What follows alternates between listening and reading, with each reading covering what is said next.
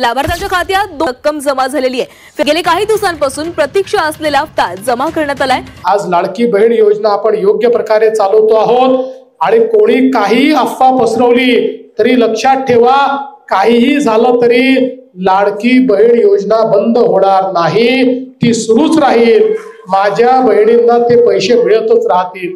आता आपण प्रयत्न असा सुरू केलेला आहे की आमच्या या बहिणींना एकत्रित करून एक या लाडक्या बहिणींच्या माध्यमातून एक सहकारी संस्था तयार करायची आणि त्या सहकारी संस्थेच्या माध्यमातून आमच्या बहिणींना त्यांना जे पैसे मिळतात त्याच्यावर आधारित कर्ज द्यायचं आणि त्यातनं त्यांना उद्योजक म्हणून या ठिकाणी तयार करायचं, बचत गटांना त्या ठिकाणी मदत करायची।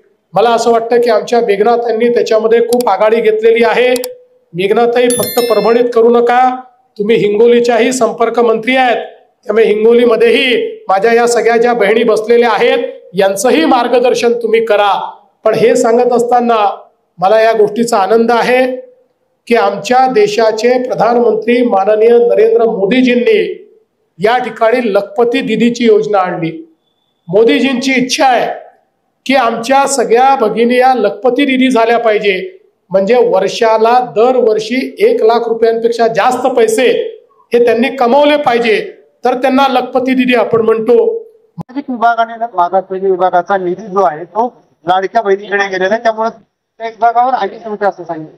आता मी हे तिसऱ्यांदा सांगतो आहे, केवळ जनतेने नाही माध्यमाने देखील समजून घेतलं पाहिजे की आपल्या बजेटच्या नॉर्म्स मध्ये शेड्यूल कास्ट आणि शेड्यूल ट्राईब यांच्या वैयक्तिक लाभाच्या योजना त्यांच्या हेडखालीच दाखवाव्या लागतात, त्याची तरतूद ही त्या हेडखालीच करावी लागते।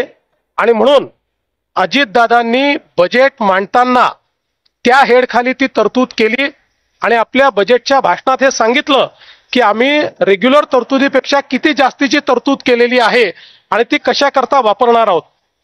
आपण निधी वळवला किंवा म्हणतो दुसऱ्या कामाकरता एखादा निधी ठेवला असेल आणि तो तिसऱ्या कामावर जर खर्च केला तर त्याला वळवलं म्हणतो।